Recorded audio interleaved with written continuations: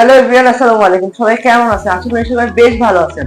আজকের এই ক্লাসটা খুবই গুরুত্বপূর্ণ হতে চলেছে। কারণ আজকে আমি আলোচনা করব আইডেন্টিফিকেশন অফ পারসন স্কিল। ইংরেজি গ্রামার নিয়ে যতগুলা কম্পারেটিভ এক্সামের প্রশ্ন আসে সব থেকে বেশিবার কোশ্চেন আসছে হলো এই টপিকটা থেকে, আইডেন্টিফিকেশন অফ পারসন স্কিল। মানে এমন কোন কম্পারেটিভ এক্সাম নাই যে এক্সামে আসলে এই টপিকটা থেকে একটা না একটা প্রশ্ন থাকবেই। তো আজকের ক্লাসটা এই জন্য খুবই গুরুত্বপূর্ণ এবং আজকে আমরা অনেক শর্টকাট ওয়েতে অনেক ট্রিকি ভাবে আমরা আইডেন্টিফিকেশন অফ পারসন স্কিল শিখবো। আপনি যদি যে কোনো বই খোলেন তাহলে দেখবেন সেখানে অনেক রুলস, বাট আমাদের রুলস জানার দরকার নাই। আমরা আজকে শর্টকাটে সহজে ট্রিক দিয়ে কিভাবে সহজে আমরা নির্ণয় করতে পারবো 1 সেকেন্ডের ভিতরে, সেটা আমরা আজকে আলোচনা করবো। তো দেখেন, আমি এখানে মোট 12 থেকে 13টার মতো উদাহরণ নিয়েছি। এই উদাহরণগুলো দিয়ে আজকে আমরা আইডেন্টিফিকেশন পারসন স্কিলটা শেষ করব, যেটা আমাদের পার্ট 1। কারণ আমি এর আরো পার্ট নিয়ে আলোচনা করব। সো মানে এত বড় একটা টপিক, এটা আসলে একটা পর্বে কভার আপ করা পসিবল না। তো সামনে আমি আরো পর্ব নিয়ে আসবো, যেখানে আমি আরো বেশি উদাহরণগুলো নিয়ে আপনাদের এই টপিকটা ক্লিয়ার করার চেষ্টা করব। সো আজকে আমাদের ফার্স্ট পর্বে এই উদাহরণগুলো নিয়ে আলোচনা করব। সো প্রথম উদাহরণ, the অরিং of the authority falls on the earth. Yes.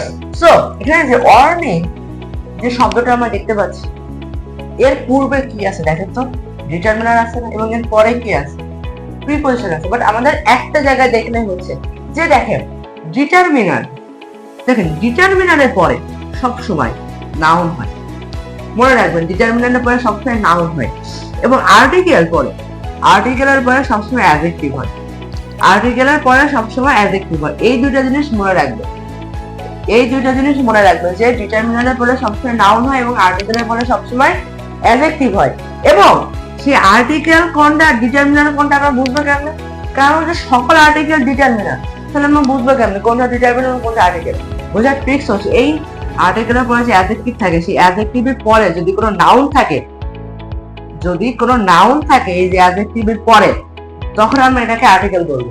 কিন্তু যদি এই নাউনের পূর্বে আর্টিকেল আছে কিন্তু তারপরে কোনো নাউন নাই, তখন আমরা এই ডিটারমিনারটাকে আর্টিকেল বলতে পারবো না, তখন আমরা সেটা ডিটারমিনারে বলবো। এবং এই ডিটারমিনারের পরে যে ওয়ার্ডটা হয় সেটা সর্বদা নাউন। এখন দেখেন, দা ওয়ার্নিং, আমরা প্রাথমিকভাবে এটাকে আর্টিকেল ধরে নেব। ধরার পরে আমরা কি করবো, যে আর্টিকেলের পরে সবসময় অ্যাডজেক্টিভ হবে, সেটা বুঝবো কেমনে কোনটা আর্টিকেল কোনটা ডিটারমিনার? যে এই যে নাউনের পরে, মানে এই যে অ্যাডজেক্টিভের পরে নাউন আছে, দেখেন তো নাউন আছে, অফ কি প্রিপজিশন, নাউন নাই, তার মানে এটা কি ডিটারমিনার। আর ডিটারমিনার পরে সবসময় কি হয়? নাউন হয়। তার মানে অর্ডিংটা কি? নাউন। ঠিক আছে, অর্ডিংটা হচ্ছে নাউন। ক্লিয়ার? এখন দেখেন দ্বিতীয় উদাহরণ, অপমা কেম হিয়ার লেট। এখন দেখেন যে লেট যে শব্দটা আছে না, এই লেট কিন্তু আসলে যে কামকে মডিফাই করছে। আর আমরা জানি কি অ্যাডভার্ব কাকে মডিফাই করে? অ্যাডভার্ব হচ্ছে ভার্বকে মডিফাই করে। অ্যাডভার্বের পজিশন, অ্যাডভার্বের পরে সবসময় অ্যাডজেক্টিভ হবে। ক্লিয়ার? সো অ্যাডভার্বের পরে সবসময় অ্যাডজেক্টিভ হবে। এখন আমরা তো জানি যে অ্যাডভার্ব সকল পার্সোনালিটিকে মডিফাই করতে পারে, তাহলে কেন শুধু অ্যাডজেক্টিভ হবে? আমি কিন্তু মডিফাইয়ের কথা বলেছি, আমি কিন্তু এর পরে কি হয় আমি কিন্তু সেটার কথা বলিনি। অ্যাডভার্বের পরে অ্যাডজেক্টিভ হয়, কিন্তু অ্যাডভার্ব সবাইকে মডিফাই করতে পারে। এখন সে মডিফাই যাকে করে, সে যে এর পরে থাকবে কোনো গ্যারান্টি আছে না, কিন্তু গ্যারান্টি আছে একটা জায়গা, সেটা হলো অ্যাডভার্বের পরে অ্যাডজেক্টিভ বসে। সেটা ব্যতিক্রম হতে পারে, বাট আমরা যেই রুলস গুলো শিখতেছি তার ভিতরে এটা অবশ্যই অন্যতম, যে অ্যাডভার্বের পরে সবসময় অ্যাডজেক্টিভ বসে। ঠিক দেখেন, এই যে অ্যাডভার্ব, এই অ্যাডভার্বের পরে কিন্তু কোনো অ্যাডজেক্টিভ নাই, রুলস মানেনি, ভালো কথা। কিন্তু আমরা কি জেনেছি যে অ্যাডভার্ব সকলকে মডিফাই করে, বিশেষ করে কাকে মডিফাই করে? মডিফাই করা হচ্ছে ভার্বকে। ভার্বকে মডিফাই করবে বেশিরভাগ ক্ষেত্রে। সো দেখেন, অপমা কেম হিয়ার, অপমা এখানে এসেছিল। বাক্য কিন্তু শেষ, আমার এই পর্যন্ত বাক্য শেষ। এখন একটা বাক্য যখন শেষ হয়, তারপরে একটা যে অতিরিক্ত অংশ থাকে না, সেই অংশটাকে আপনার সাধারণভাবে অ্যাডভার্ব করে দেবেন। মানে ধরেন যে আপনার বাক্য শেষ হওয়ার পর দেখছি আমি একটা ওয়ার্ড আছে, সেই ওয়ার্ডটাকে আপনারা অ্যাডভার্ব ধরে নেবেন। Only one word. যদি আবার পরে যদি আরো অনেকগুলো ওয়ার্ড থাকে, তখন সেটা কমপ্লিমেন্ট হতে পারে বা সেটা এক্সটেনশন হতে পারে, সেটা আলাদা। যদি একটা সিঙ্গেল ওয়ার্ড দেখেন, তখন সেটা হলো adverb. Clear? So shortcut tricks, বাক্য শেষ, পরে একটা মাত্র ওয়ার্ড অ্যাডভার্ব, তাহলে এখানে লেটটা হচ্ছে অ্যাডভার্ব। আর যদি অর্থ বুঝতে পারে, কেমকে মডিফাই করতেছে, ভার্বকে মডিফাই করতেছে অ্যাডভার্ব। ক্লিয়ার? এরপর 3 নাম্বার দেখেন, he went down the road. আমি কি বলেছি? এই যে ডাউন, এই ডাউন এর পরে দেখেন নাউন আছে, ডাউনের পরে কিন্তু নাউন আছে, কিন্তু এই যে ভার্ব, আমরা তো জানি যে ভার্বের পরে অ্যাডভার্ব হতে পারে, ভার্বের পরে কি হতে পারে? অ্যাডভার্ব বসতে পারে, কিন্তু এখানে এটা অ্যাডভার্ব না। কেন না? ভার্বের পরে কখন অ্যাডভার্ব বসবে এবং ভার্বের পরে কখন প্রিপজিশন বসবে, এইটা আপনাদের বুঝতে হবে। দেখেন, শর্ট করে ব্যাখ্যা করছি। দেখেন, হি ওয়েন্ট ডাউন, এখানে দেখেন এর পরে আমরা ডাউনটাকে অ্যাডভার্ব ধরে নিই। অ্যাডভার্ব ধরার পরে দেখেন এরপরে কি নাউন, নাউন আছে না, দ্য রোড, নাউন, এটা অ্যাডভার্ব না। কারণ কি? প্রিপজিশন নাউনের পূর্বে বসে এবং নাউনের পরে বসে। এটা যদি অ্যাডভার্ব হয় তাহলে এর পরে সাধারণত কোনো ওয়ার্ড থাকবে না, আর ওয়ার্ড থাকলেও সেটা নাউন থাকবে। মনে রাখবেন, অ্যাডভার্ব কিন্তু নাউন প্রোনাউন ব্যতীত সকল পার্সেন্টেজকে মডিফাই করে। অর্থাৎ যদি এটা ডাউন যদি অ্যাডভার্ব হইতো তাহলে এরপরে দ্য রোড নাউন হতো না, কিন্তু নাউন হয়েছে, এটা প্রিপজিশন। ক্লিয়ার? ডান ইট। ডাউনটা পাচ্ছি হচ্ছে প্রিপজিশন। ওকে, ক্লিয়ার? এরপরে 3 নাম্বার, 4 নাম্বার দেখেন, their house is opposite the school. আমরা অপোজিট কে প্রিপজিশন জেনেছিলাম, কিন্তু দেখেন এখানে বিভার্ব আছে, বিভার্ব আছে। সো ভার্বের পরে অ্যাডভার্ব হবে, এটা আমরা ধরে নেব। আর অ্যাডভার্ব হলে এরপরে তো নাউন হবে না, কিন্তু এখন তো নাউন চলে আসছে, তো নাউন চলে আসলে এটা প্রিপজিশন। ক্লিয়ার? খুব সহজ না? 4 নাম্বার শেষ। 5 নাম্বার দেখেন, হি কেম ক্লোজ টু, এই যে মেইন খেলা আছে এখানে, ক্লোজ। হি কেম, ভার্ব আছে, ভার্বের পরে কি হবে? অ্যাডভার্ব। ফার্স্ট অফ অল আমার চিন্তা আসবে এখানে যে ভার্বের পরে আমার অ্যাডভার্ব হবে। যদি অ্যাডভার্ব হয় তাহলে তারপরে অবশ্যই নাউন ব্যতীত অন্য কোনো পার্সন থাকবে। এখন ক্লোজ হবে টু মি, নাউন আছে না, তাহলে এটা কি অ্যাডভার্ব। যদি এই ক্লোজ ব্যতীত নাউন থাকবে সেটা প্রিপজিশন হতে পারে। এটা কিন্তু পরীক্ষায় অনেকবার আসে, এই জন্য আমি এই উদাহরণটা বারবার লিখেছি, এটা আপনারা বুঝতে পারেন। 5 নাম্বার শেষ। 6 number, I know that he is well.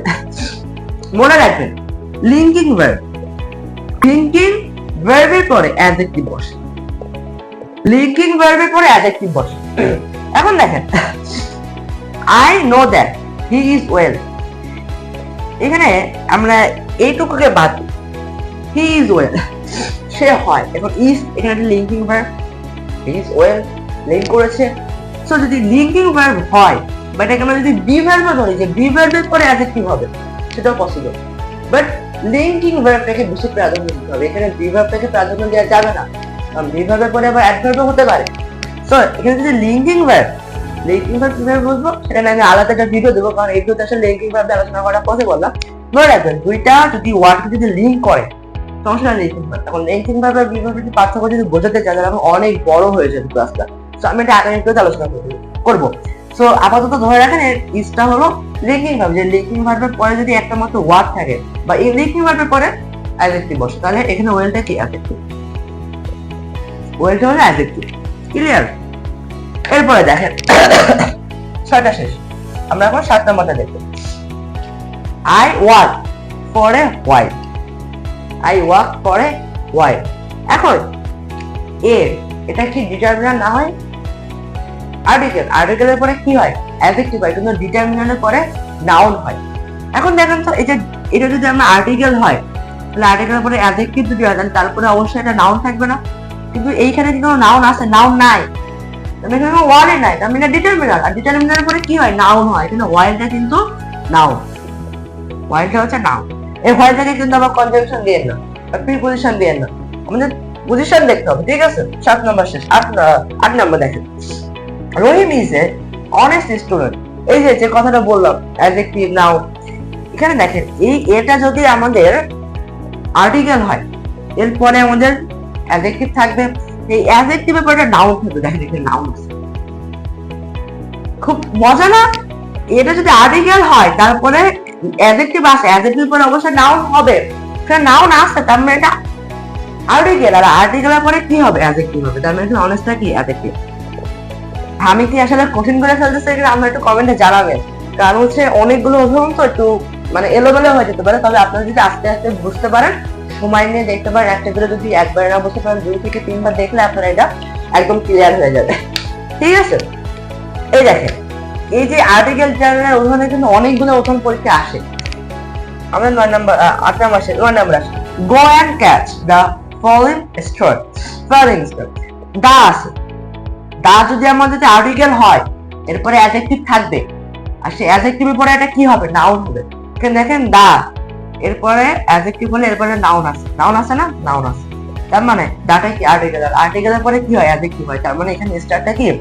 স্টারটা হলো অ্যাডজেক্টিভ। আসলে আপনারা কি ডিটারমিনার অ্যাডজেক্টিভ বিষয়টা বুঝছেন? এটা না বুঝলে কিন্তু আপনারা কোনো উদাহরণই বুঝবেন না। আমি আবারও বলতেছি, দেখেন যদি অ্যাডজেক্টিভ হয় তাহলে তারপরে অবশ্যই মানে যদি আর্টিকেল হয় তাহলে তারপরে অবশ্যই অ্যাডজেক্টিভ থাকবে। সে অ্যাডজেক্টিভ যদি থাকে তাহলে তারপরে এটা নাউন থাকবে, যদি নাউন না থাকে তারপরে তাহলে এটা ডিটারমিনার, ডিটারমিনার পরে সবসময় নাউন হবে, তখন কিন্তু এটা অ্যাডজেক্টিভ হবে না। যদি এখানে ফলিং এর পরে যদি নাউনটা না থাকে তখন এটা ডিটারমিনার হবে, আর ডিটারমিনার পরে কি হয়? নাউন হয়। কিন্তু যদি এরপরে যদি নাউন থাকে তাহলে সেটা আর্টিকেল, আর্টিকেলের পরে অ্যাডজেক্টিভ হয়। ক্লিয়ার? 9 নাম্বার শেষ, 9টা না 3 6 7 9টা। 10-এ আসেন আই ওয়াটার দ্য প্ল্যান্ট। এটা আপনারা ঠাড়া মুখস্থ করছেন, ওয়াটার এখানে ভার্ব, কিন্তু কেন ভার্ব আপনারা জানেন না। দেখেন আই এখানে ওয়াটার বা দেখি বাক্যের আর কোনো জায়গায় ভার্ব আছে, আর ভার্ব সেটা কি বাক্য হয়? বাক্য হয় না। এখন আই ওয়াটার এখানে পানি দেওয়া বোঝাচ্ছে, এটা কাজ করা বোঝাচ্ছে অবশ্যই, কিন্তু এখানে ওয়াটার ছাড়া দেখেন তো বাক্যে আর কোনো ভার্ব নাই, ফাইনাইট ভার্ব কিন্তু নাই, বা কোনো ভার্বই নাই। তাহলে ভার্ব ছাড়া বাক্য কিভাবে পসিবল হয়? বাক্যে যদি কোনো কাজই না তাহলে সেটা বাক্য হবে কিভাবে? তার মানে একমাত্র ভার্ব হতে পারে ওয়াটার, তার মানে ওয়াটারটা কি? ভার্ব। ক্লিয়ার? 10 নম্বর শেষ, 11 নম্বরে আছে to err is human. To to plus বি1 এইটা মিলে হয় হচ্ছে ইনফিনিটিভ। টু প্লাস ভার্ব 1 মিলে হয় ইনফিনিটিভ, অর্থাৎ টু এর পরে সবসময় ভার্বের 1 হয়। টু এর পরে কি হয়? সবসময় ভার্বের 1 হয়, অর্থাৎ টু আর এখানে আরটা কি? ভার্ব, তার মানে এখানে আরটা হচ্ছে ভার্ব, এখানে আরটা কি? ভার্ব, কারণ হলো টু এর পরে বি1 হয় ভার্ব, আর এই দুইটা মিলে ইনফিনিটিভ হয়। ক্লিয়ার? 11 নম্বর শেষ, 12 নম্বর দেখ I will watch while you slip.